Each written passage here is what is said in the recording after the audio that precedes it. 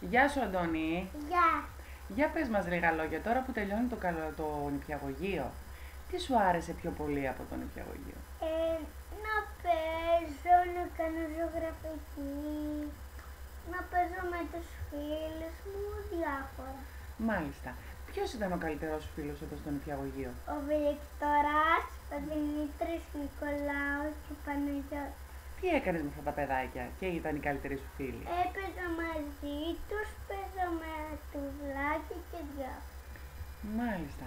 Δεν μου λες, Αντώνη, πες μας μια κουβέντα για τις δασκάλες σου.